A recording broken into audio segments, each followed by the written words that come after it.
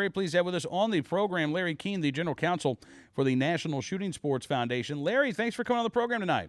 Always happy to spend time with you, Cam. Well, it's good to have you here. So you were in Washington, D.C. today, right? I was. What brought you to town, Larry? I had some meetings on the Hunting, Fishing, and Recreational Shooting Sports Protection Act, which is H.R. 1558, and in the Senate it's S. 838. This is the bill that would make clear that the EPA does not have jurisdiction to ban traditional ammunition, or would also provide protection for fishing tackle as well. And also some meetings to talk about advancing our efforts as part of a coalition that includes NRA, SCI, and others to repeal the ban on Sunday hunting in Virginia, Pennsylvania, and a number of other states. Okay, all right. Well, let's talk about both of those issues, but I want to start first with the lead ammo ban, because this is a big issue that could impact, tens of millions of Americans. The Center for Biological Diversity a few months ago, more than a few months ago now, I guess, came out, and their big push, they said it was a once-in-a-lifetime campaign to try to ban all lead ammunition, all lead sinkers in the United States of America, and they appealed to the EPA. And now the EPA came back and said, we don't have jurisdiction under the guidelines that you want, yeah, right? That's what they said. Okay. But, that's not what they really believe. Actually, more than 3 months ago, the petition was actually filed almost a year ago. In the beginning of August of last year, they announced their filing of their petition with a rather pedestrian name for their campaign of get the lead out. And so, in an unrelated matter, we served a FOIA request on the University of New York at Albany, SUNY Albany, and we came upon an email from the head of the American Bird Conservancy, which is one of the co-petitioners along with the radical environmental anti-hunting group, the Center for Biodiversity. And in that email, they indicated that they had spoken with the General Counsel of EPA, and that the EPA agreed or believed that it had jurisdiction to ban all ammunition under the Toxic Substance Control Act if it contained lead, as well as fishing tackle. This was, a startling document for us to stumble upon. Yeah. But after the petition was filed I believe it was last August, there was a firestorm, a grassroots firestorm directed at the EPA, and tens of thousands of phone calls and letters and emails were sent to the EPA. And about a week after the petition was filed, the EPA denied the petition as to ammunition. They then later denied the petition with respect to fishing tackle, saying that the petitioners had not made the legal showing required in order for the EPA to ban fishing tackle because it contained lead. The EPA based its denial on the ammunition petition on the fact that Congress, in enacting the Toxic Substance Control Act back in the 70s, expressly exempted ammunition and firearms from EPA jurisdiction under the Toxic Substance Control Act. Mm-hmm. So the petitioners were unhappy with the result, obviously, and they filed a federal lawsuit in the District of Columbia against the EPA, challenging the EPA's decision. NSSF immediately filed to intervene in the case to make sure that the interests of our industry members were protected.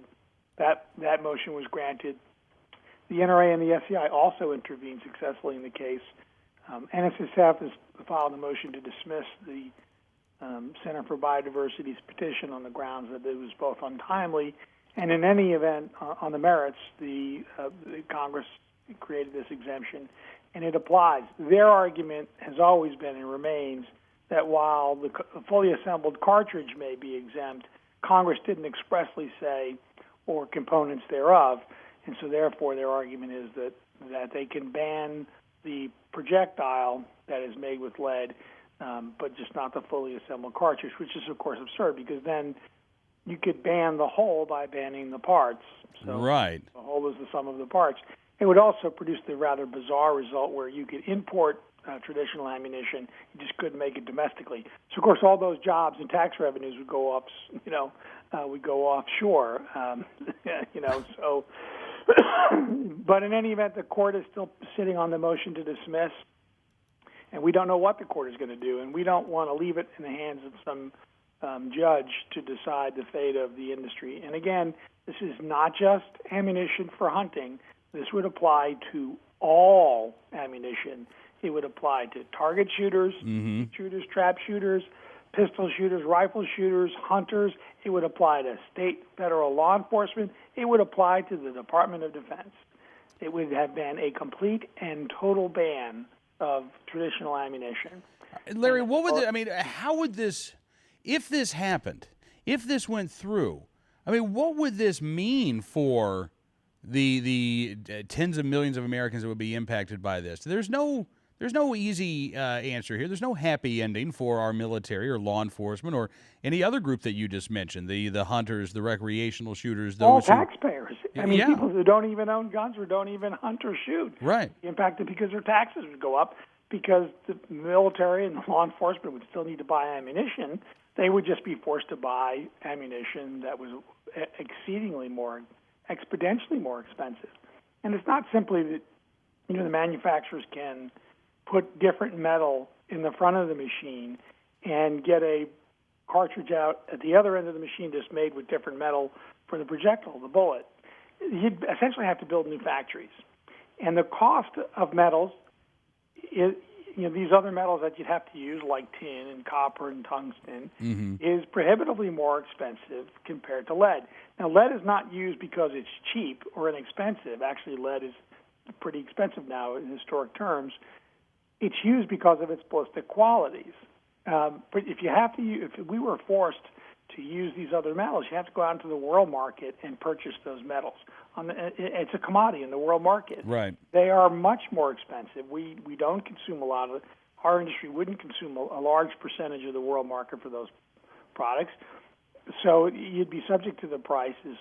We've seen price increases in ammunition generally because of the increase in commodities costs for the raw materials. Yeah. And so now you'd be talking about paying, 2, 3, 4, 5, as much as 15 times more for a box of ammunition to go to the range. This would apply to folks who go with their family to the range and shoot a brick of 500 rounds of 22 caliber rimfire ammunition. That all would have to be made with alternative metals. Can you imagine what would happen to the price? And so It would drive people out of the field. It would reduce the amount of money that people could afford to spend on their passion. It would increase taxes. It would hurt the military. It would hurt law enforcement.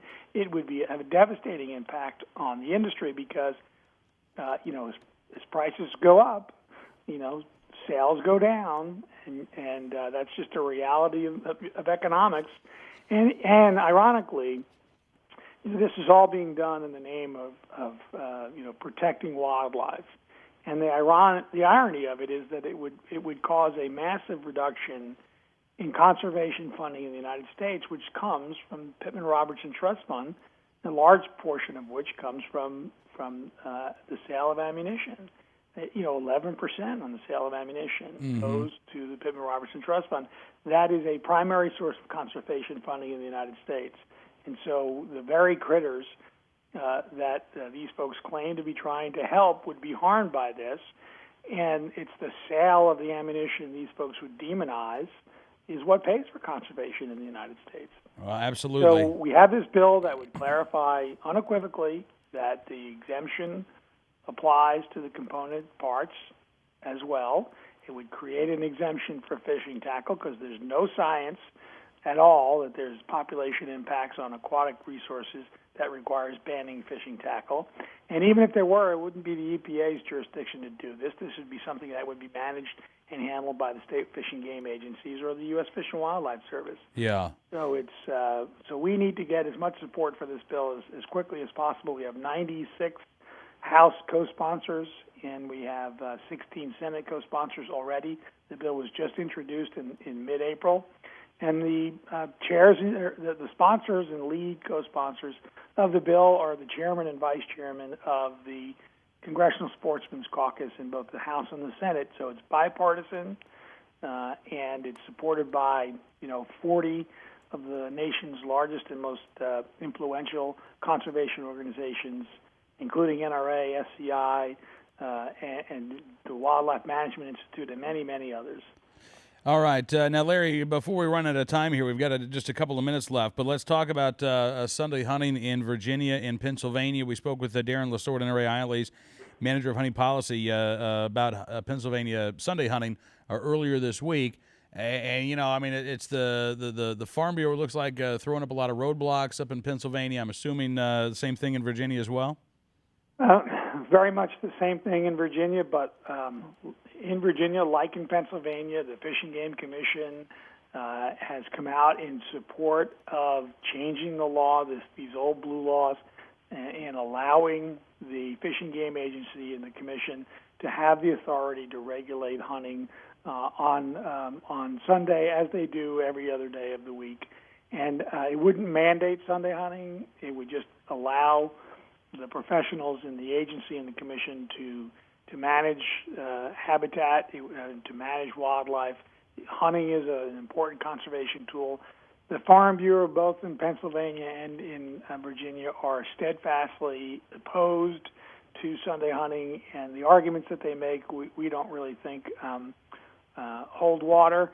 They say they need a day of rest, but nobody is making anybody hunt on their lands. They can post their land if they wanted to. There have been threats that farmers will, take their land off, and not allow anybody to hunt at all. We don't believe that's credible. That was the same argument that was made in places like New York, for example, that changed and allowed Sunday hunting, and that didn't occur. And in fact, the farmers need the hunters because they help thin the herd and they help protect against crop depredation. So, never quite understood the Farm Bureau's reluctance to work with us on this issue. We're certainly willing to sit down and talk with them about their concerns. But in any event, both the governor in Virginia, Bob McDonnell, has said as recently as last week at the Governor Sportsman's Caucus that he supports Sunday hunting in Virginia, and that's very important.